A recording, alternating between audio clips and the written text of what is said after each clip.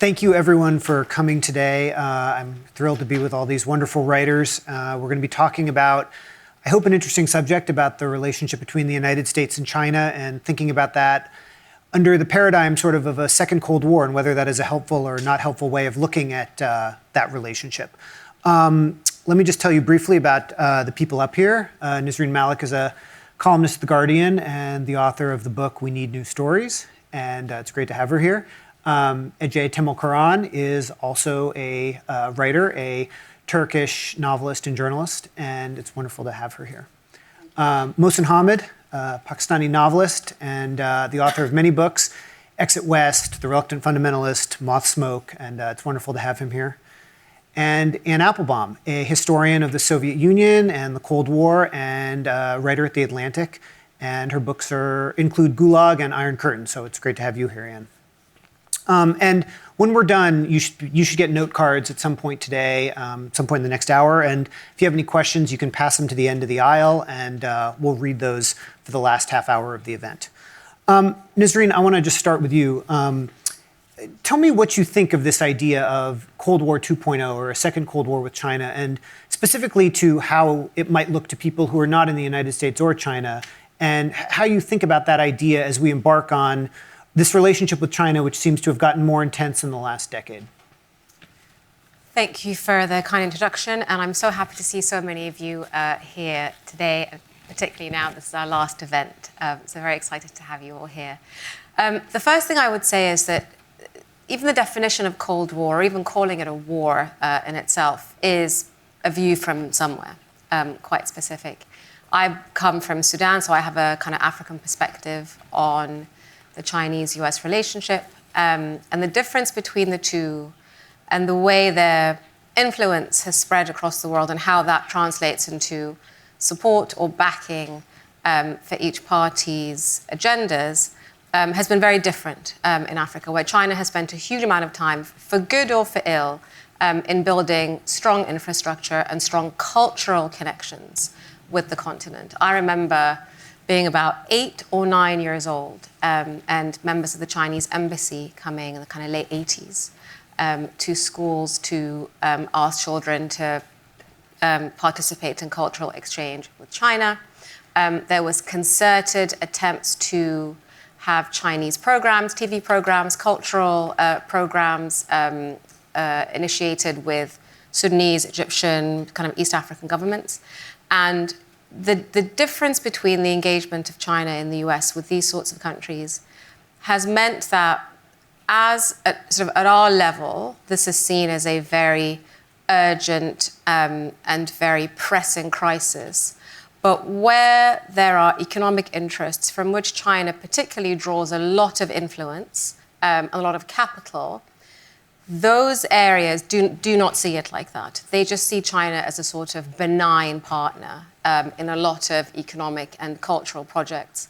And the benign aspect, I think, is the crucial one, because the way China has established these programs, and particularly these big infrastructure projects in Africa, and a little bit actually in the near Middle East, is that they've done it without any sort of political outreach, right? There's not been any demand or any pressure that these states follow a Chinese agenda on the global stage, if that makes sense. Contrast that to the way the United States has applied its influence or has extended its power, particularly in West Africa, which has been very aggressive and militarized. So lots of troops, lots of sort of military activity that's not particularly structured or clear, which makes it seem quite sinister. So lots of sort of marine activity, particularly in the Sahel. So it's seen as sinister, it's seen as kind of below the radar, and it's seen as having an agenda that is about sort of securitizing Africa and securitizing economic assets, minerals, and other assets that America wants to protect, rather than it being a partnership with those countries. So in summary, just to answer your question, the view of a Cold War or Cold War 2.0 is a view from a very specific place, and it's not necessarily reflected in how many other parts of the world see or even engage with that cold conflict?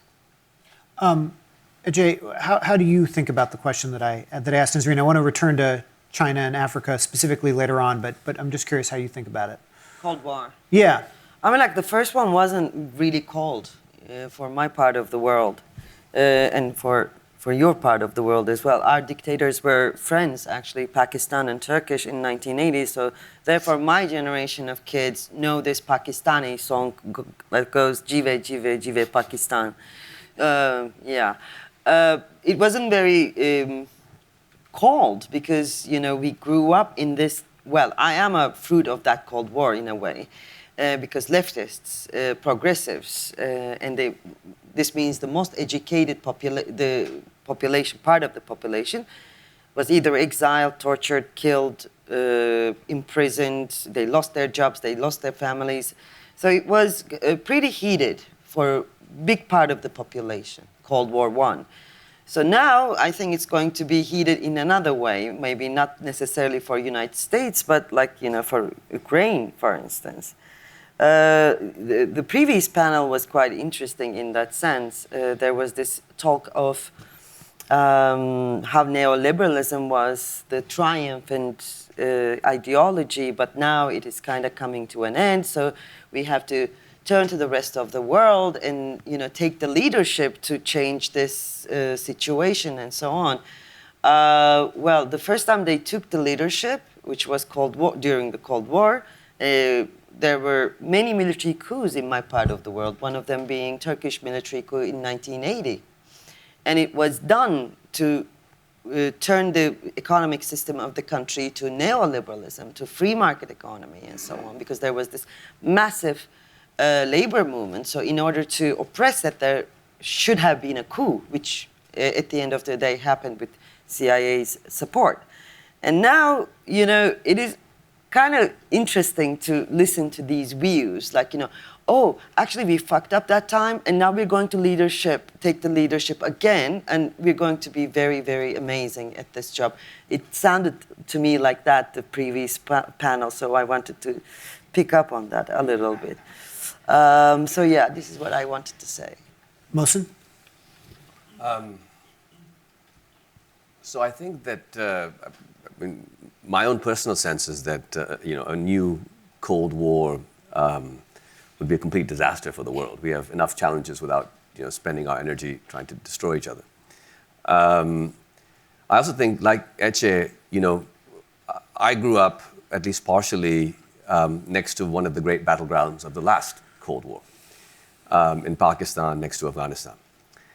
And so I grew up, you know, we had a dictator, Zia-ul-Haq. He was backed by huge amounts of US aid, given weaponry. He proceeded to, quote unquote, Islamize Pakistan, tearing up much of the social fabric, and teaching us that we should, as Muslims, support the Mujahideen in their fight against the atheist Soviets, and setting up all these training camps for these Mujahideen who would go and fight in Afghanistan. And so the experience of that as a child was to see weaponry flowing into the cities, you know, AK-47s in Lahore, heroin everywhere, you know, a complete transformation of Pakistan's national character, the rise of you know, militant groups who would subsequently become terrorist groups, you know, and we won. The Soviet Union was defeated. And a great victory was won in the Cold War, and Pakistan and Afghanistan lived happily ever after. And I think, and I think for me, this really informs how I view these conflicts, is that they are almost always completely disastrous, right? Each time we stumble into another one, you know, Vietnam, Afghanistan again, you know, Iraq, now Ukraine.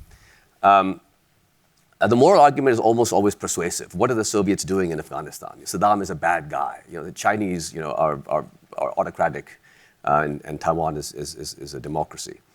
The arguments are always persuasive. And the people who live in these places, generally speaking, find their countries completely devastated by the experience.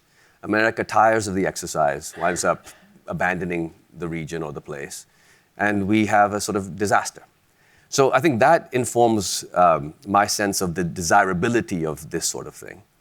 And the other thing I would say about it, just in terms of what is going on, I think that at the moment in the world, we are experiencing something a little bit like COVID. The real danger of COVID, it turned out, was not so much that it would kill us, but rather that our body would have an exaggerated immune response. The immune response would ravage our lungs or our brains or other parts of our body because we went sort of haywire in response to a perceived threat and damaging ourselves. My sense is that in a sense, the United States is gripped by something like that right now.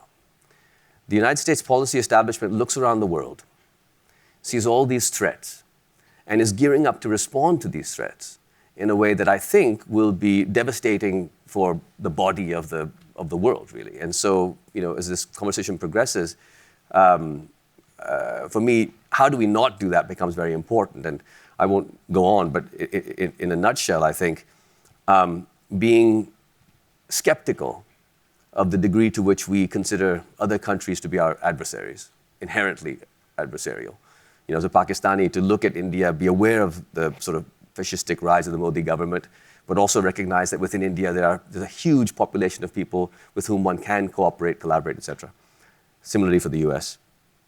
And the second part of it, of course, is, so don't view the threat as quite as threatening, is my first suggestion. And the second thing, the last thing I'll say, is be much more critical and skeptical of your own side. In Pakistan, we have a ruinously corrupt and self-interested national security establishment. So does the United States. In the United States, now I'm old enough, my friends have gone and worked in government, and some of them are doing very well in their private companies. The United States has legalized corruption by allowing people to work in government departments, particularly military-related government departments, to preside over massive purchases, to then go into the private sector, receive enormous payments from the same people they were supposed to regulate, and engage in this, legalized corruption. And much of America's militarized foreign policy is based upon this, just like Pakistan's. So I'll stop there, but those are my initial reactions. Anne, did you want to weigh in on this? I object to Cold War 2.0 on a lot of grounds. First of all, I'm not sure who really uses it. I mean, I hear it used almost as a, provocative frame, but I'm not sure who really thinks that way. I mean, how many people are planning to divide the world between America and China? Because that's the implication of the phrase, that we would be somehow divided into two spheres like we were in the past. And I don't believe that the world divides up that easily or that simplistically. Actually, I don't think that the original Cold War did either. And the mistakes that were made in the Cold War were almost always to do with, the U.S. or the other side, actually, or the Soviet Union perceiving, enemies and allies when in fact the politics were more subtle. I mean, Vietnam actually is a famous example of that. I mean, were the South Vietnamese allied with the United States because they were capitalists, or because, or for other reasons? Were the North Vietnamese attacking because they were communists, or because they were nationalists? So we allowed the world to be divided into these two camps, and that made a very easy frame for people to make judgments, and it also led to a lot of mistakes. And I would say the same was true of the Soviet Union, maybe even more so. I actually think that there are divisions in the world, and there are. I don't agree with you that all enemies and all conflicts are merely a matter of perception. I think there are. What we do see now arising is a kind of certainly a network on the autocratic side. China, Russia, Iran, Venezuela, Zimbabwe, North Korea are countries who now do work together. They have nothing in common ideologically. They don't meet in secret rooms like in a James Bond movie and make decisions about what they should do. It's not a simplistic group, but it is a group who have some things in common. And one of the things that they have in common is their desire to repress their own democratic activists and their own opposition. And in order to do that, they often fight both ideologically and in some cases really against the democratic world. So one of the reasons for the Russian invasion of Ukraine, obviously it's a colonial project, it's Russia deciding to recreate an empire, but another reason why they're doing it is because the idea that Ukraine could become a democracy and could somehow make its own decisions and be aligned with other democracies around the world was an ideological challenge to Putin and Putinism that he couldn't let go. If you fail to understand that, then you won't understand why the war is being fought and why Putin continues to fight it. So that there is a loose alignment of powers who have reasons, domestic political reasons, to repress, as I said, their own democracies and to create difficulties for the democratic world, however you want to describe that. I think that's just a fact of life now. I wouldn't call it a Cold War. I wouldn't call it Cold War 2.0. I don't think it's a simplistic frame that you can put on top of the world. There's no Berlin Wall that divides, East and West in some obvious way. And I also think that there are autocratic behaviors and practices inside most democracies, maybe this one in particular. And the fight against those is just as important as the struggle internationally. And at the same time, I would agree with you that there are allies to be found on the other side. So whether it's the Russian opposition or the Hong Kong opposition or the really extraordinary Iranian women's movement, those are also allies who, if they were to work together both with one another and with people in the democratic world, we could maybe achieve things. So I do think there is an ideological conflict in the world, but I would not call it a Cold War, and I hope it will never look like Cold War 1.0. Does anyone want to respond to that, or should I? Let me just ask you about one thing you said, and then we'll come back around, which is that you spoke about the initial Cold War, some of the mistakes that the United States and the Soviet Union made of sort of seeing people in various countries a certain way based on the way you laid it out of this idea of, you have these autocratic countries that are often allied in some way and that they collectively pose a challenge to democratic countries. Where do other countries that might be more autocratic but are allied with us fit into that? Saudi Arabia or Egypt or, India increasingly. And it's not a framework that includes every country. Yeah. And Vietnam is actually another interesting example. So Vietnam is an autocracy that doesn't have as its primary goal, undermining it's not a revisionist power. It doesn't seek to change the world order. It's not trying to take human rights language out of the United Nations system the way China is, for example. You could point to them. You could point to the, Saudi Arabia plays sometimes on one side, sometimes on the other. India, you could say, is sometimes aligned one way or another. It's not I'm stressing that it's not a simplistic framework, and not every country fits into it, and not every conflict fits into it. So I'm simply saying that there is a network of autocracies who do have as one of their goals the repression of their own democratic opposition and of the language of democracy in other places. And they have tools of, you can call it, information warfare makes it sound too exciting. You could just call it propaganda. They have tools in which they seek to, spread autocratic narratives, spread the narrative of democratic decline and decay. That's one of their projects. They also seek to preserve a kind of, a kleptocratic system which allows them to steal and hide money. And of course, they do that with the cooperation of people in the United States and in Europe as well. They also help one another. So there are several brilliant examples of that. Venezuela is a country that probably, it has an extraordinarily unpopular government that would lose a popular election. Why has it nevertheless remained in power so long? Partly it's because the autocratic world supports the Maduro regime. So the Russians sell them weapons and the Chinese sell them surveillance technology and also invest in ways that are of assistance. So some of the Chinese investment around the world may be benign. Some of it is also directed in such a way that it's of use to dictatorships, and that would be one example of where that's true. Iran plays an extraordinary role in Venezuela, particularly given that there's no historic relationship between Iran and Venezuela. What do they have to do with each other? traditionally or historically or any other way. The only thing they have in common is that they both are interested in oil and they're both interested in getting around sanctions, and so they help one another do that. And so again, there are these projects. The rescue of the Belarusian dictator. That was done mostly. It was a Russian project, but it was done with the help of others too. So they do see one another. They have some joint projects, and then of course they have many differences between them as well. Nisreen, do you want to? Yeah, I actually had written down the question that you had asked, the follow-up question about how other autocratic regimes fall into this. But I think, and I appreciate Anne's attempt to sort of complicate the framing and give it some nuance. But I think even within that complicating framing, there is more nuance as well.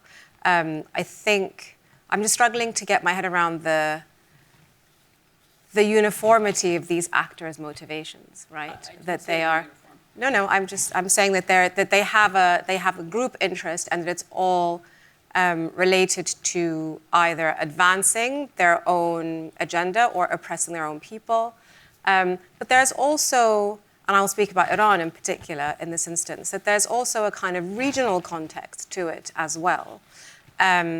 And one of the difficulties, particularly in the past few months when Iran comes up, is it's seen as this sort of member of essentially an axis of evil, an axis of evil that has no ideology apart from some kind of disruptive, anti-democratic, anti-US hegemony agenda, but it also has, within its own regional context, absolutely no, or broadly, no dimension. And there's lots of nuance and dimension to Iran's security and political profile in the Middle East.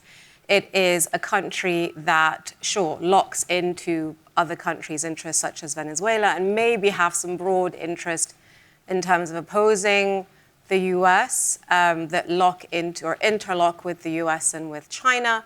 But it also has a long history in the Middle East, and it has a long history of a religious schism with Sunnis in the region, but it also has a long history of sort of Shiite dispersal through the Arabian Peninsula. So it is a country that is dealing with, I'm not justifying or, as you said,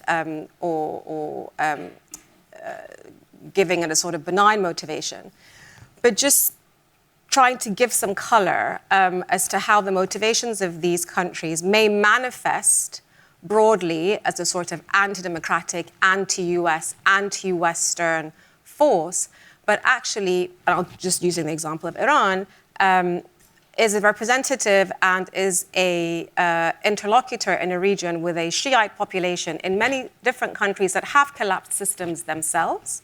And therefore, Iran becomes a sort of, or the Irani government, or Tehran becomes a central force in these local political dynamics. So the way people talk about proxy forces of Iran is that they're very easily and directly connected to Tehran, that the Houthis are connected, or they are on the other side of the puppet string from Tehran.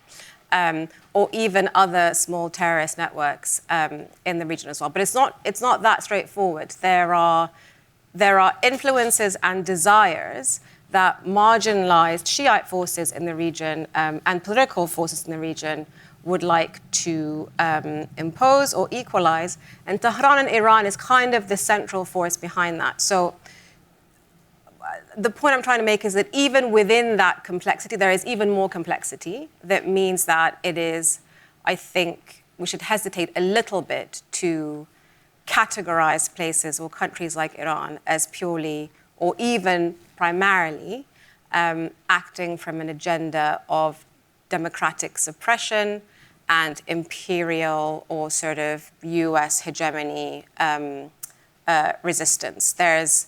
There's a historical and a regional context and a sort of a lattice of failed states and oppressive governments around it as well.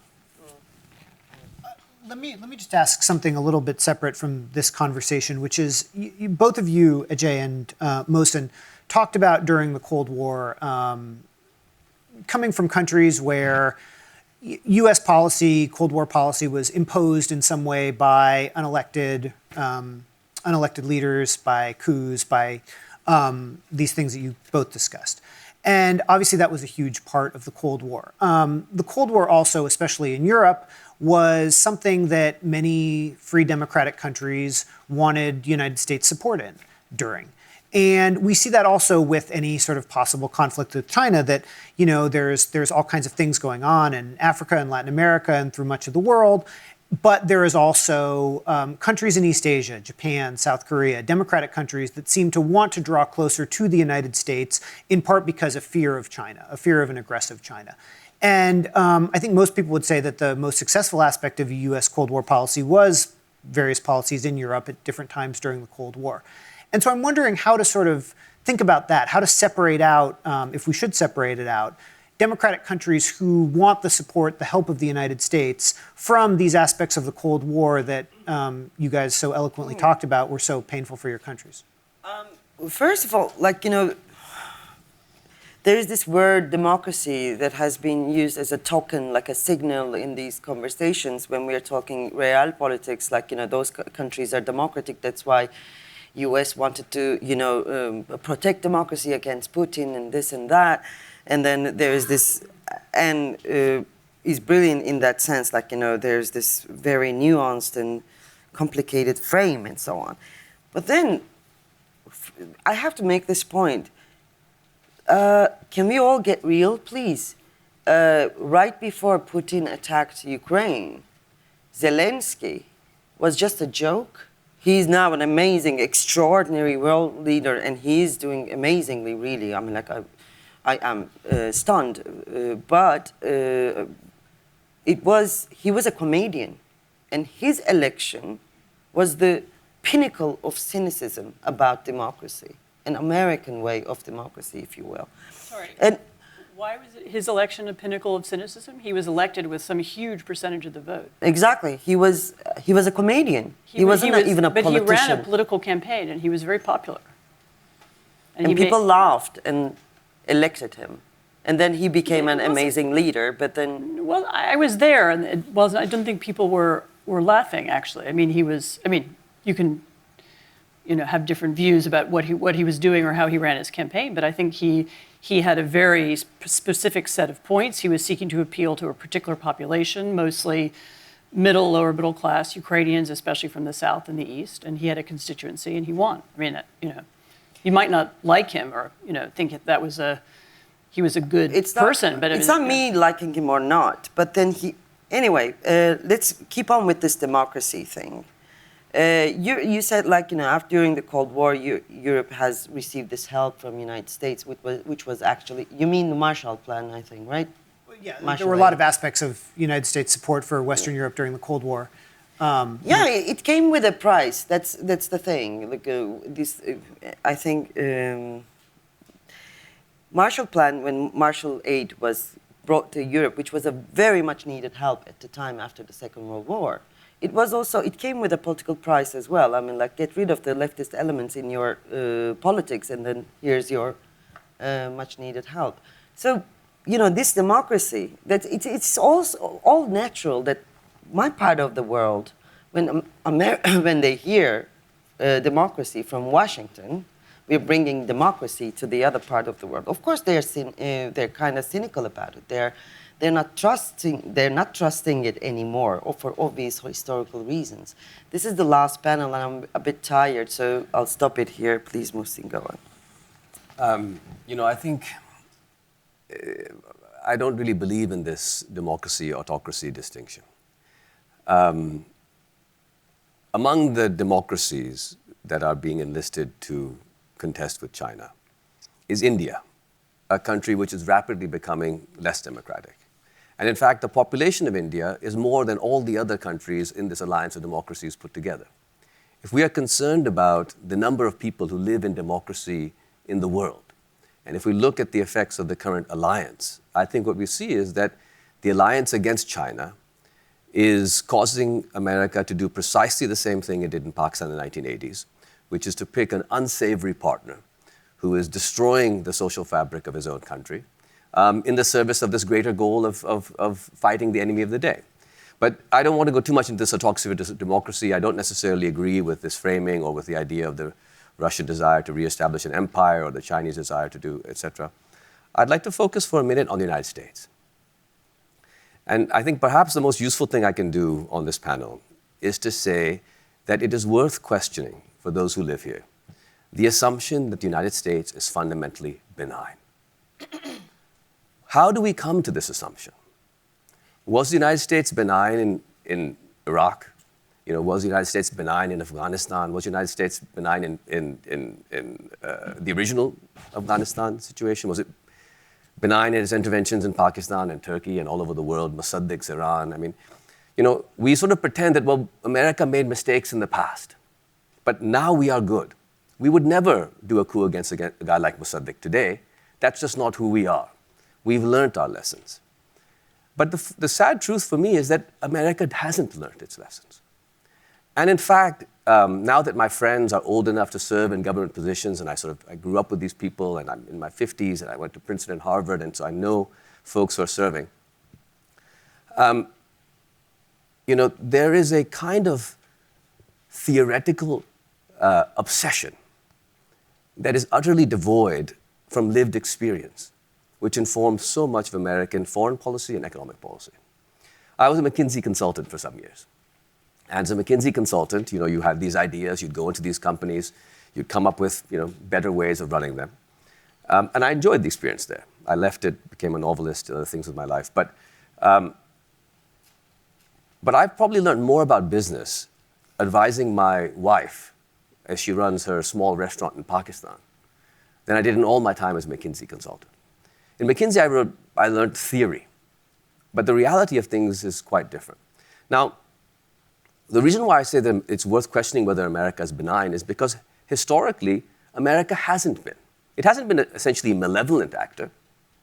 It has often been well-intentioned, but blundering in ways that has destroyed the lives of hundreds of millions of people. And so I think this idea that, I would like to introduce in the conversation is an idea of humility. We, from places like Pakistan, we've learned this. We know that our countries aren't fundamentally benign. I'm deeply skeptical of any national security argument that some Pakistani leader presents to me about our relations with Afghanistan or with India. I'm thinking, I don't know if I believe this. Americans, I think, are much too quick to assume that they are benign. And I would suggest that the rest of the world is not convinced. Look at the votes in the UN General Assembly on all these important issues, Israel, Palestine, Ukraine, etc. The world is not persuaded. And the world is... The votes on Ukraine have been overwhelmingly against Russia. Well, I mean, they've been against the idea of the Russian invasion, but they've not been in support of sanctioning Russia and all this sort of stuff, right? And I think there's a reason for that. In America, it's understood that, of course, Putin wanted to conquer the world and rebuild the Russian Empire, etc. But, I think many people around the world look at America and just see it poking. Let's poke at Russia a little bit. Let's bring NATO closer. Let's poke at China. Let's start to pick at the question of whether Taiwan might declare itself independent one day. Now, I'm not saying that America is some horrible country. I'm just saying that America makes a lot of mistakes, and I would think it's worthwhile having a much more humble attitude towards foreign policy that says, first do no harm. Let's not be so certain that we are right in our convictions. We may not be, I'm not saying that, that Putin is right or China is right. I think around the world, only a madman would prefer to live in sort of Putin's Russia or Xi's China, the United States. I'm not saying that these are some wonderful countries.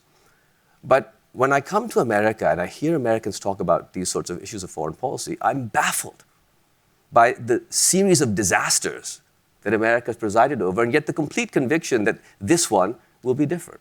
May I add something? I think it's also probably worthwhile trying to define what is a threat and what is not a threat, and who is it a threat to.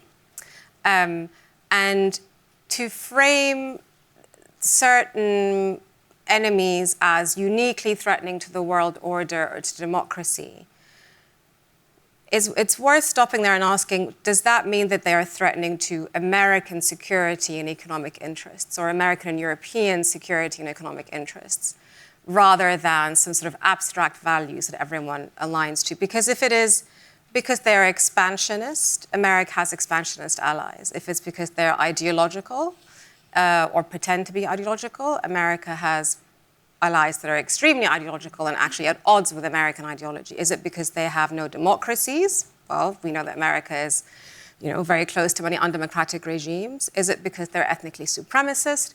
So I'm trying to tease out the sort of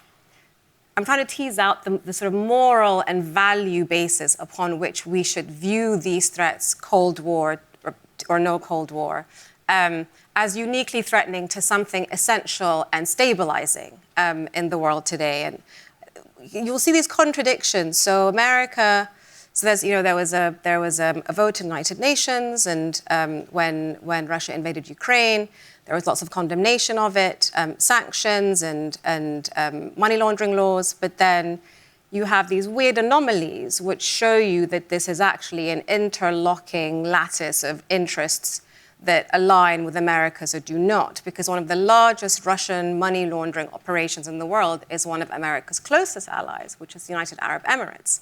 And neither America nor Europe wants to mobilize to sanction Europe, to sanction the UAE or punish them in any way, because it is a security and economic ally of the US in that region.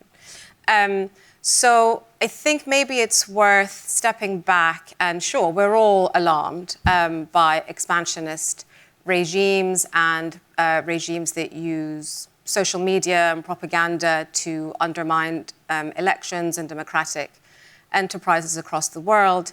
But I would just like to suggest that maybe these are things that we are only uniquely alarmed by when they trespass on American or hegemonic interests, as opposed to them being uniquely evil and threatening to the rest of us. And this kind of links to my original point about the benignness with which China is perceived in Africa as opposed to the United States. Anne, did you want to say something? Sorry, me? Did you want to say something? Yeah. I mean, there have been several things said that sparked my curiosity. I mean, what is the benign, do no harm policy for the United States when Russia invades Ukraine? Is the benign, do no harm policy to say, hands off, we won't do anything? Or is it to help the Ukrainians defend themselves? Yeah. I mean, so I should say I'm a sort of a ringer here, because obviously I'm American, but I spend half my time in Poland as well, and I have Polish citizenship. In Poland and actually in Germany, in Sweden, in Finland, and the Baltic states, the invasion of Ukraine was felt as an immediate threat and danger, and people understood that if Russia wins the war, or if Russia is able to consolidate along the border, that there's an immediate military threat to us, and we are supposedly American allies.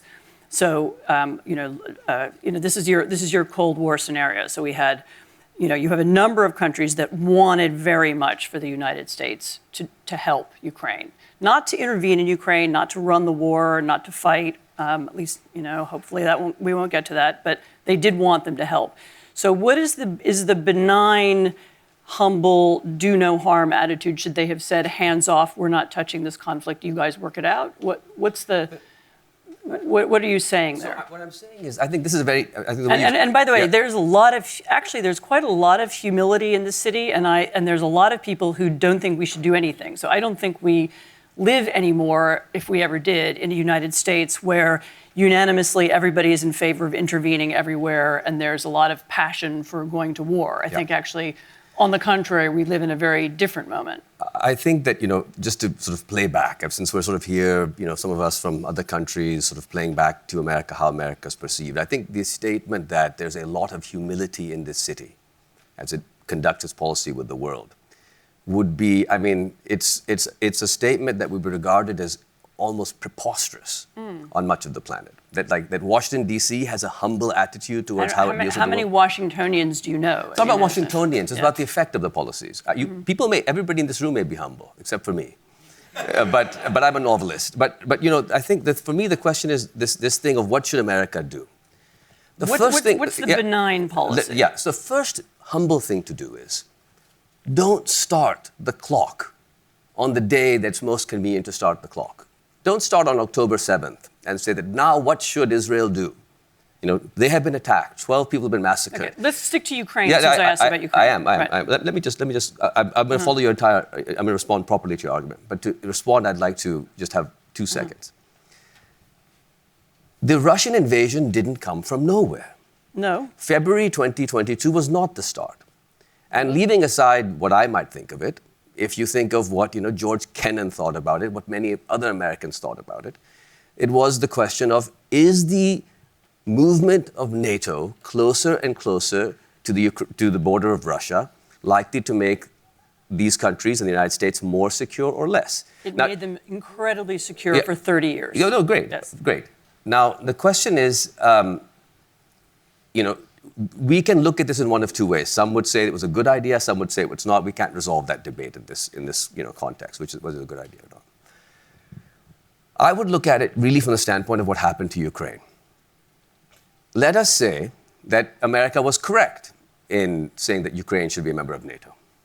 America never said Ukraine should be a member of NATO. It was never. Ukraine was not a member of NATO. There was no NATO decision to make Ukraine a member. I didn't say NATO that Ukraine has become a member. When I said should, I meant in the sense of in the future, using the sort of the future tense, that one day Ukraine ought to become a member of NATO. It should be invited to become a member of NATO. You would agree that that's something the United States has been saying. Yeah, it was what Ukraine so now, wanted. It's exactly. Now, has this policy made Ukraine safer? I don't know. I mean, you might argue, well, yes, this has been fantastic for Ukraine. The argument. So if Ukraine were a member of NATO, Yeah. it would have been safer. I think we can agree on that. I don't know. I would like to just sort of. Or maybe we don't want to go down this road. I don't want to get too. Well, can I say one thing on this Yeah. point? I'll just wrap it up because you asked this question: what should have America done? Right? I think that we should look at what happens. So this evolved over time. I think it was a mistake to take NATO up to the Russian border, personally. But what do I know? I mean, I'm not some more expert than any of you. But let us remember to come back to this question in 5 years' time. Let us look at what has happened to Ukraine. And let us not let ourselves off the hook. If there are 1 million dead young Ukrainian men and women, if the country is devastated by war, if Ukraine looks the way Afghanistan looks now, let us then have the humility to say that we were wrong. And whose fault will that have been if that happens? Because there are 2 ways there could be 1 million dead. One is the war could be fought. The other is Russia could occupy Ukraine, and then there would be 1 million dead in concentration camps and so on. Look, I think that let's look at these U.S. interventions in these different countries. If they tend to produce destroyed countries with millions of dead people, let us say that perhaps. But why is the U.S. helping Ukraine defend itself? That's a U.S. intervention. So you're blaming the U.S. for what's happening to Ukraine and not Russia. No, I'm not blaming the U.S. for what's happening in Ukraine, but I think that from my standpoint, I do think that it was a colossal blunder on the part of the U.S. to push NATO towards the Russian border. That's my own view. It's the Russian view as well. Well, I mean, it's when you say it's the Russian view, I mean, I think, look, the simple thing of it is that people might think differently from you. And in my case, I do. And I'm not Russian. I don't like Vladimir Putin. I don't like, I'm not I would like to see Russia rule the world. But I think that many members of the American political establishment also believed it was a bad idea. They weren't, Kennan wasn't like a Russophile, or maybe he was, I don't know. What I'm saying is that if Ukraine is devastated by this war, Which it probably will be. we should have the humility to say, could we have done something differently? That's all I'm trying to say. And I think that we should ask those questions. I think there's also an issue, just to go back to the issue of the point of timing and history. If you feel like it is a different moment now, and there's a lot more humility in this city, and that affects or chills American interventionism, that's not an accident. It's not a coincidence. It is the result of years upon years of foreign policy blunders that have produced neither liberation, freedom, or prosperity. And so it might be frustrating that the war you cared about came at a time when people had come to that realization. And that's what it kind of sounds like to me, that the music stopped in Ukraine after 20 years of the war on terror in DC, when people realized that the security establishment, the military establishment, the intelligence establishment had little idea of what they were doing, and the kind of moral context and the moral framing and wrapping of these wars was also false. So even though this war might seem justified to you for support and intervention, the argument for that and the logic for that cannot be separated from all the wars where the system did not work. So I sympathize with you, actually, at this moment in time, because you are up against 20 years of mistakes, and you're saying, no, this is the right time to intervene. You're going to get it right this time. So that is on the very people that you are entreating, or that you hope will support the absolutely tragic and justified argument in Ukraine. But there is a long history to that, and it cannot be erased overnight. We're going to do questions in a couple minutes, but I just, and so if you have some, you should please pass them up. And we're going to take some questions from students especially too. But I just want to ask, because Nisreen and Mohsen, you both have said something which I thought was interesting, which was that you've talked about how people in other areas of the world perceive the United States and perceive China. But what you haven't quite said is that you yourself feel that way. You've sort of talked about how you said, Mohsen, I think, had a phrase like, some people perceive when it comes to Taiwan and the United States that the US is poking the bear, or whatever it is. And you talked about how China was perceived in Africa, and it was sometimes more positively than you might see. But neither of you really said, well, this is sort of my take on how things are going. You've just sort of talked about perception. And I'm curious, is there a distinction there? And if so, what is it? Or are you just sort of trying to analyze exactly? No, perception is important. I mean, my perception is not important, but the perception of... Well, you're on the panel, so it's somewhat important. I'll give you my perception of other people's perceptions. Perception is important because that's how you mobilize and you create blocks of alliances, right? And one of the really notable things after the Russian invasion of Ukraine was that African countries were not easily marshaled to vote against the war. And actually, apart from 3-4 American allies and laterally actually Israeli allies after the Israel-Gaza war began, it became very clear that America's inability to create goodwill and to forge strong connections with these countries, and Russia's ability to do that via some sinister means and some funding, via the Wagner network, via mercenaries, via gold and minerals trade between these countries, had somehow forged a much more tactile, much more real relationship with these countries. Whatever you may think of that, that has an effect when it gets to the United Nations and these countries do not vote and give you not just the practical backing, but the moral backing for your position. What we're talking about now, we keep coming back to this point, that there is a global opinion, there is a global pool of opinion that matters not just to give your arguments moral value, but to give them the sort of backing that allows you to mobilize huge amounts of money and arms and troops to enact your agenda. And that is and America is less and less able to do that because of these perceptions. And China, just to come back to my original answer and to your question, China is years ahead of the United States in that effort in the global south and particularly in Africa. I think the perception is not the biggest harm that American foreign policy has put upon humankind, I should say. I think thanks to what happened since especially Iraqi invasion, we lost our faith in political action thanks to the interventionist policies of the United States. I don't know if you remember, I'm old enough to remember, actually I was one of the spokespersons for No to War campaign in Turkey. And the entire world, on the same day, they went onto the streets to say no to war. But then Colin Powell, was it Colin Powell? Colin Powell dangled this, tubes, and then said that there is this nuclear weapons in Baghdad or whatever, Iraq, and then we're going to bomb it. And then suddenly, the bombardment started.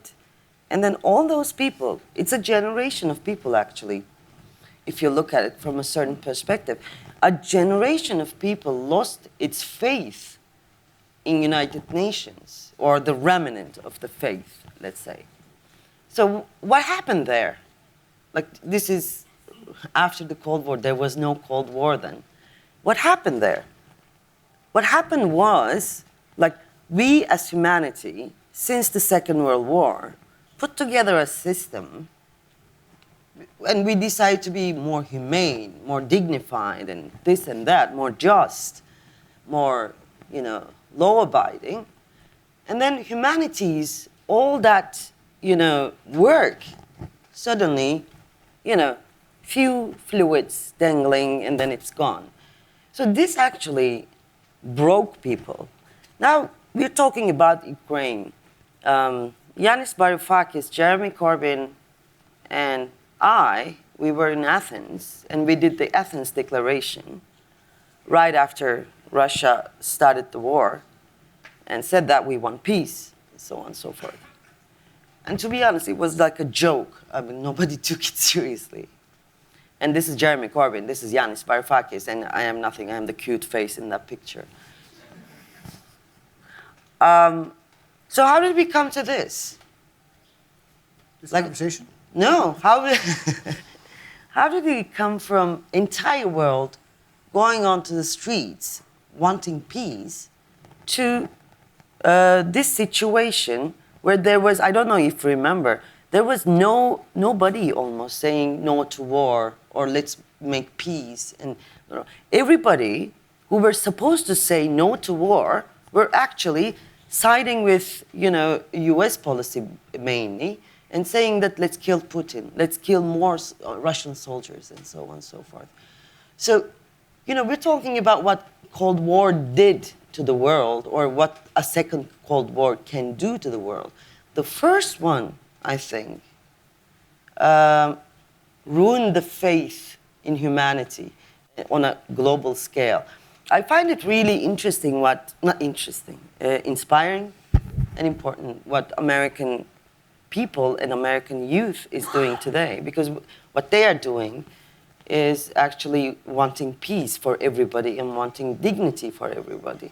It is better to listen to them rather than talking about this realpolitik power, I think, because that kind of thinking brought us here. I want to turn to a couple questions. This is a student question, and it's, we've talked about sort of democracies and autocracies a little bit, but the question is, to what extent are U.S.-China relations fueled by an ideological divide as opposed to a simple economic rivalry? And we haven't really discussed this, and without getting into a debate about democracy and autocracy, it is interesting that that really hasn't come up at all. To what degree, playing out in the rest of the world, is an ideological divide a large part of this is supposed to, as the question says, simple economic rivalry? Does anyone want to try and answer that? I think it's not very hard to say that it's both. I mean, there's the economic rivalry is clear, and we don't have to get into the details of it. I think until relatively recently, I don't think there was exactly an ideological rivalry. In fact, I think the U.S. and China saw many ways to collaborate. It is true that Xi Jinping, as he was coming to power in 2013, famously issued this internal Chinese Communist Party document that talked about the perils facing the Communist Party, and one of them is constitutional democracy. Another one is media freedom. He made clear that for him, and I think this was mostly about internal threats. So he thought that there are particular ideas that he thought were a challenge to the Chinese Communist Party, and he felt they had to be fought back against. And so his rise and his replacing of the previous Chinese elite, I think, has created a lot more ideological conflict than there was in the past. But I don't think it's hard to say that both are are important, and sort of almost depends on which day of the week and which argument we're talking about. I'll ask Nisreen this. How will Africa's position as a strategic battleground for both U.S. and Chinese economic and diplomatic interests evolve? What are the implications for the continent itself? Goodness, we should have asked this right at the beginning. It's a whole panel on its own. It's actually one of the things that has become clear, not just vis-a-vis China, but vis-a-vis Russia as well, is that there are huge mineral and agricultural resources in Africa that can be used to basically hedge against global sanctions and global isolation. And it is, I think, if you're going to just take it cynically in terms of calculations, it is a misstep on the part of America, and I think too late to be rectified now, to see Africa as a place, or parts of Africa, I won't generalize all of Africa, as a place that is sort of a security glitch and a place of porous borders to Islamic terrorism, which is broadly how it has treated the Sahel in the West, or broadly divested from the East, places like Tigray, Ethiopia, Sudan, and also a little bit in the North. And so there has been a real retrenchment from the continent by the American foreign policy establishment over the past 20 years. And in that time, a real expansion on the part of China and Russia in countries that have become huge assets, particularly to Russia at the moment, in terms of offering economic support and even just sort of physical areas for Russian money to be stored and for Russian figures, actual members of the Wagner Group, to be housed. And the Chinese relationship is a little bit different to the Russian relationship, but essentially has the same empowering element to it, which is that it is a place that China can make a lot of money. And it can make a lot of money in sectors that are linked to the elite in these countries. So China is not in like mom and pop shops in Africa. It's in like huge highway, infrastructure, agricultural projects, dams that are linked to military and political elites in these countries that make their alliances far more crucial to their own fate than it would be for another country. So if it did come down to it, whatever that looks like, political elites in African countries where China has these large investments and large infrastructural alliances are much more likely to go with the country that literally has built their expressways and to which they are still paying loans or paying off the loans to, than a country for whom your kind of closest relationship is the military base down the road. I want to turn to some more questions here. Here was an interesting one, Mohsen, I'll ask you this. How do you think the West, for example, the U.S., should act or should have acted when there's a substantial civil society movement, like in Iran perhaps, asking for support? Or is the acting just the perception of the West? And how can we ally with civil society in these countries? So, again, my sense is that I would prefer that America did much less. In Pakistan, for example, the cause of democracy and has been enormously set back, I think, by America's engagements with Pakistan. My own sense is I spent, the 1970s in California. I went to a public elementary school. My father's a university professor, and he was, doing his PhD. And the public elementary school I went to in California was so much better than the best private school in Lahore that it boggled the mind. I couldn't write, and they were like, "This kid, his handwriting is gibberish. He doesn't, Anyway, they figured out very quickly that my handwriting was poor, my spelling was bad. I was inverting letters. They put me in a separate room. They figured it out. I'm talking about the 70s now. They're like, okay, just block print, And if I hadn't had that kind of an intervention as a child, I probably wouldn't be a novelist today. I would have thought I actually can't write. I tell you this story because the good public schools in California today are not better than the best schools in Pakistan. My parents, my dad was a graduate student, my mom commuted to a job in Redwood City with a second-hand Datsun. And yet we lived quite an opulent life. We would go to, parks and weekends. We never seemed to want for money. My mother's colleague, entry-level person at the lowest level job in a tech company that made, audio cassettes. That was the high tech of the era. She bought a house, right? Now, in the Bay Area. Now, I suppose where I'm going with this is to say that America's interventions are not cost-free for America. My own attachment to this country is such that I actually think that America desperately needs to focus on the United States. That in fact, these interventions are very often disastrous. Sometimes they're not. I mean, they're complicated. But I think the net result of America's high foreign policy focus has been the impoverishment of large parts of America. And when you say this, people say, oh, you're an isolationist. It's such an interesting word.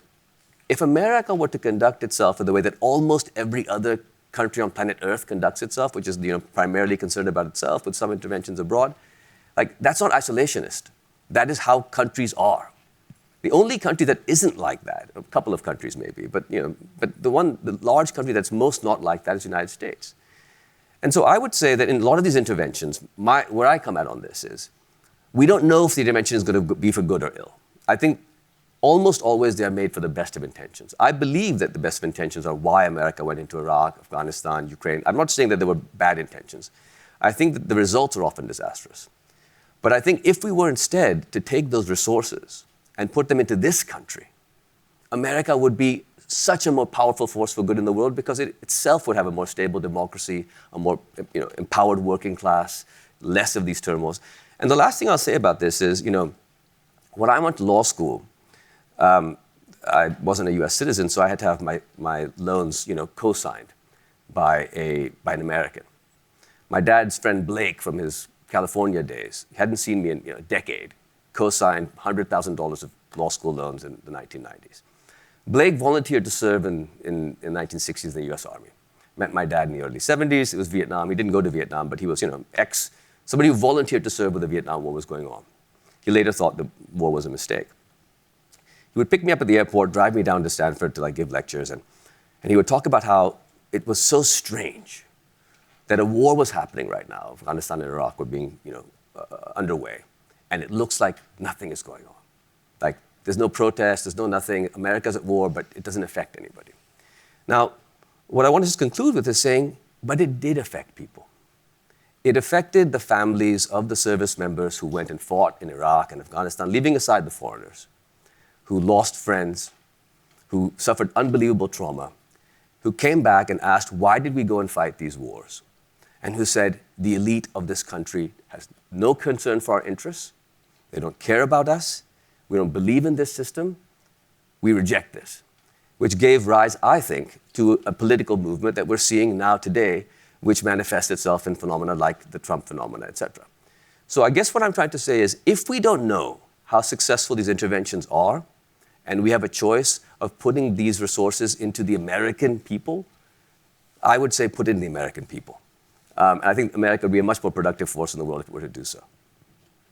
Okay, so I'm reading between the lines of the question a little bit. I thought the questioner was asking in part, not so much about military interventions, but sort of how the United States should rhetorically or otherwise support something like the women's movement in Iran. And it seemed like what you were saying is that, well, perhaps two things. That one, that the United States tends to get involved on the wrong side of these things, or often does, and perhaps should just not get involved in any way at all. And which is fine. It's a perfectly reasonable answer. But my question sort of, which someone else can maybe take. Yeah, I want to tell this little anecdote from Turkey. Of course, when America supports those things, it then, within the domestic context, it becomes, wow, there's America behind this. Yeah. So that's a problematic situation for the people on the ground. But then there's the other side of the coin, which is actually nice for you guys. In 2013, there was this big uprising in Turkey against Erdogan. Everybody was on the streets. The protests spanned the entire country. It was a massive carnival. It was a revolutionary moment and so on. And you know what? I remember the moment the CNN started the live airing, like live broadcasting. That was like, wow, they saw us. It was, it's not only United States saw us, but also United States is now amplifying the word to the rest of the world. So if, and I see the beauty behind this question, so that's why I'm answering in this way. If people of America want to support the people of the world, they just have to look at them and make them seen. That's it. I mean, there is nothing else that they are asked for. Also, if they want to come and resist with the people, that's also okay. I'll ask Anne this one. How do you think a second Trump presidency, might impact our relationship with China going forward? It's a surprisingly difficult question to answer because Trump clearly admires Xi Jinping. He admires autocracy. He's said it multiple times. I mean, there was a comment even relatively recently, him saying something about, when he says jump, 1 million people jump. I can't remember the exact quote, but it was something along those lines. And I'd like it if my people would do that too. Something classic like that. So I can imagine a world in which he would seek to do personal deals with China, in which he would hope that business people around him who support him would have special relationships with China. I mean, he's a transactional person. He's a transactional president with really none of the no values that bother him. None of the ideology that bothers people is attached to him at all. So he might well seek relationships with China that would be financially and otherwise advantageous to him and his friends. If, on the other hand, he saw that it was useful for him politically to be anti-China, if there was if he could create a popular movement in the United States against China, if that language and that rhetoric would somehow be politically helpful to him, then I can imagine him taking that route as well, as he has done in the past. So in the case of Trump, you don't ask, it's not a question about ideology or values or even politics. It's a question of what, in the given moment, he would perceive as good for him, and that would be his policy. I mean, we know already the Chinese are they're messaging against him and so on. I mean, what they think, I can't even imagine. But he doesn't represent a kind of a well thought out political view, that will, in which we can see what would happen down the line. It will depend what he decides is good for him. What is a book recommendation each of you would make for students or future policymakers who are interested in U.S. foreign policy? I'll let you each think about that for a couple of minutes if you want. We'll get back to it. But I want to just ask another question here, just looking at these questions, which is that to what degree I think that in the United States itself, Trump's election was seen as this earthquake, obviously, and obviously it was around the world to some extent too. But to what extent do you think, in terms of the way the United States is viewed from, especially the three of you have kind of offered up that, the way the United States is viewed in the world is very negatively, predating Trump. Do you think it changed something? Does the prospect of Trump coming back in 4 years, parties ricocheting back and forth, American policy ricocheting, do you think that has fundamentally changed in some way the way the U.S. is viewed in the global South, or not so much? Nasreen? I think less Trump and more Gaza, to be honest with you. It feels to me that something quite material has happened in the past 6 months. And I think this is what people expected the Trump presidency to have, but actually Gaza is what achieved this. So and I'm speaking very broadly here, obviously, but I'm speaking about the Middle East and North Africa in particular. Before Israel-Gaza, the view was that American foreign policy is self-interested at best, evil at worst, but always coherent, right? Always coherent, always coordinated, always intelligent. When things went wrong, like in Iraq, it was seen as a kind of unintended consequence and a blunder of this mighty force that miscalculated. After Gaza, and it hasn't helped having a president such as Joe Biden at the helm, just because of his sort of lack of articulacy and sort of inability to really come to grips with the crisis.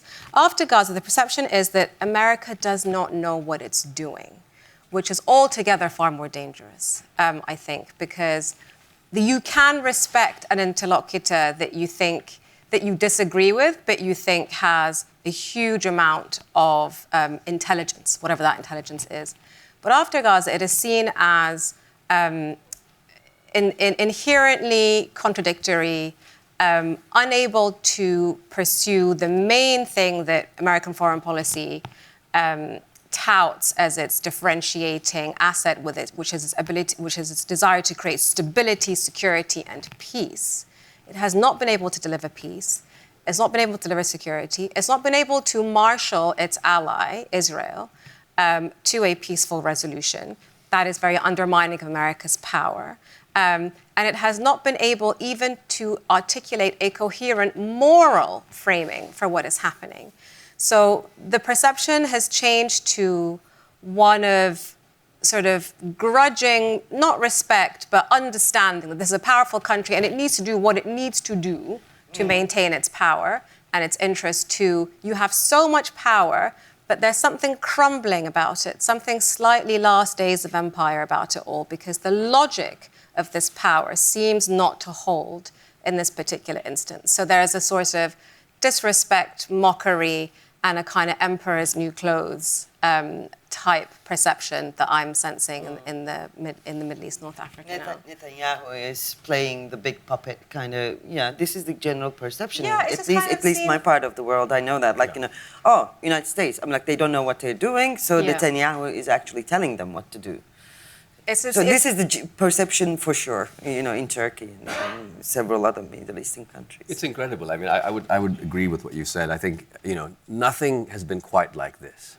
I mean, the idea that some country that is a recipient of so much U.S. aid seems to have so much power vis-a-vis the United States, that in fact, the president or prime minister, in this case, of another country, a foreign country, can be invited to address the U.S. Congress in opposition to the President of the United States of America is an utterly baffling sight. This was during the Obama administration about the Iran deal. And there's now talk about, there was until recently talk about it happening again. I think that the U.S.-Israel relationship, and particularly on the issue of Gaza, it seems that it is so detrimental to the U.S., and yet the U.S. is so helpless. Biden is unable to do anything, to figure out what is the American interest, what might America do. We those of us who are old enough, we remember, I think it was 1982, when Reagan threatened to cut off the supply of weapons to Israel over the shelling of Beirut. And Reagan was no peacenik. But Biden is like secretly, getting 2,000-pound bombs over to Israel around Congress, and people are resigning in the State Department saying, we're abrogating all of our own things. It conveys the impression of a state of profound corruption, moral corruption, societal corruption. And, you can say that, no, this is exactly in America's interest, America should be doing this. But, without taking sides on where you think the Israel-Palestine conflict should land up. But on the massacre that we've been seeing for the last several months, I think this has really turned people off the United States, not just in terms of it being the right policy, but in the idea that the U.S. government perhaps doesn't really represent the will of the people or even have the capacity to act in U.S. self-interest. Also, I think crucially does not know what it's doing. Yeah. I think that's the most important thing, that it's sort of lost its faculties somehow. Because there's a kind of sliding scale of justification. There's ideological, there's moral, and there's just practical, that this America is a powerful country that, at the end of the day, works to stabilize itself, its allies, and the global political system. In other areas, obviously, it does not, but broadly, it's a kind of stabilizing factor. The fact that it has been unable to bring that kind of stability and that kind of security, while also allowing, this has been so damaging, while allowing these Israeli authorities to speak to America and to the ICJ and to the global human rights community in such a manner that I think the last time I've heard that kind of language spoken was sort of by the Iraqi defense minister during the invasion of Iraq. Like, are you going to let them talk to you like that? Like, that has been not just detrimental to how America is perceived as a coherent, stabilizing force, whether moral or immoral or even amoral, but to a broader global justice system and a global language and rhetoric of international values and principles that is, I think, far more dangerous than what is happening to America at the moment, because there's always these agitating forces that we started this conversation with, Iran, Russia, China. This is their currency. This is what they do. This is how this is the threat, the biggest threat that they are seen to pose, is they undermine that very fragile kind of post-World War II system of checks and balances and democracy and morality and international law. And you have a central ally of the US doing so, and doing it brazenly and insultingly, and not only receiving no censure, but lots of support. So if there is a Cold War situation, if there is a threat of a Cold War, or if there is there is a kind of group of countries that are in the ascendance, it's because there are inherent contradictions in how America treats its allies that mean that they have more ability, more ground, more traction to be able to do that because of America's inconsistencies. Can I ask you a question about this, Anne, which is that you, in your first answer, I think, talked about kind of, these two groupings of countries, and with... They aren't two groupings of countries. That was exactly what I was not saying. Well, no, you talked about, not about China, but you talked about autocracies sort of joining together. And the network extends into other places Exactly. as well. Okay. Right. Many of these, that group, maybe group is the wrong word. Many of those countries that you mentioned have sort of taken the opposite position on Gaza that they've taken on Ukraine, and in fact, rhetorically have tried to use that against the U.S. and its allies to say, essentially, we're standing up for human rights at the UN Security Council and so on and so forth, while the U.S. and its allies have not. I'm curious what you've made of that, and if you think that that complicates the picture in some way, or that there's just sort of base level of cynicism of these countries. How do you view it? Base level of cynicism. Okay, but there's clearly there's clearly cynicism there. I mean, there was even I just had a conversation last week with a China expert who writes a lot about Chinese, including he just written a book which is partly about Chinese media in Africa, and he was in China at the time of right after October the 7th, and he said the China's attitude to the Middle East was always kind of hands off. We don't really get involved here. We don't take sides. We're just, we do deals here, but we don't get involved. And he said there was an instance, a kind of 180-degree turn was the expression he used to sort of, okay, this is we can use this. We can make use of it. So right. I think it was completely cynical. Well, but let me just phrase it this way then. I mean, let's take it as a given that Xi Jinping and Vladimir Putin are using this cynically and do not care about human rights in Gaza or anywhere. They don't care about human rights sure. in Gaza. But does it concern you that our policy is allowing them to sort of take this to their advantage? Yeah, of course. I mean, no, it's a disaster. Okay. My country has been through two military coups. Well, I was born after one military coup, and then when I was 8, there was another military coup. Both of them were supported by U.S., and this is documented. This is not my opinion. So many people died, and my mother was, before being my mother, she was in prison because she was a leftist, and my father rescued her, and then they married and so on. So I come from that kind of background. And then it's not only Turkey. United States, unfortunately, not as a country, not as its people, but its governments applied this policy. They wanted, less communism, so they made more political Islam. They wanted less socialists, so they wanted more dictatorships. And it's Middle East. Maybe it's too far away, but it happened in Latin America as well. Many people died. So it was a painful history for us. It's just that you don't know that history as much as we do. You haven't lived that history as much as we do. That is the painful part of the divide of our stories. I wish we could have told more, and I wish you could have listened more. So yeah, this is the story behind my reactions, maybe, or my assessments. I think we're going to have to end there.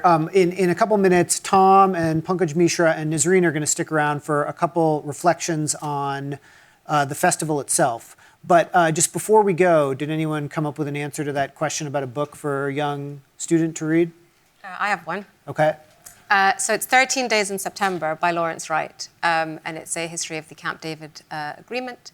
And it was very useful to me in humanizing all sides, the US intentions, Israeli intentions, and Palestinian intentions. I don't think it's something that could ever happen today, but it's a good reminder that it was possible, and that it might be possible again one day. So 13 Days in September, Lawrence Wright from you. Yeah, I don't remember the name of the writer, but the book is Broken Promises. Okay, Google it, Broken Promises, Cold War. You'll see the book. It's an amazing book. It's about, how Cold War brought this neoliberalism, and then it actually was a broken promise. So, yeah, democracy, sorry.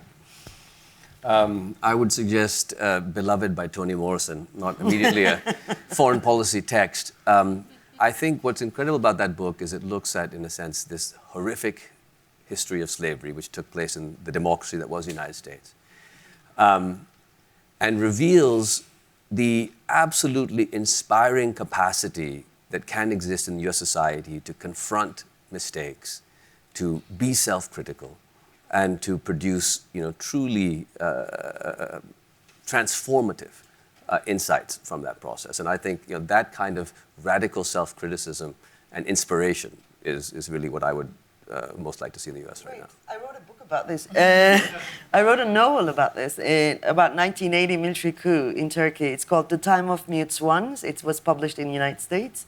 So I recommend that as well. Anne? So tempted though I am to recommend my own book, which is being published in July. Go ahead. I was the one. And it's called Autocracy Inc. And it describes this, the frame that I was trying to probably weekly trying to explain. So, but in addition to that, I would say a great book if you want to understand, how Russia sees the world, but also how other dictatorships do. Read Nothing is True and Everything is Possible by Peter Pomerantsev. Anne, Mohsen Eche, Nazreen, thank you guys so much. So glad we did this, and thank you everyone for coming to the festival. Thank you, Isaac.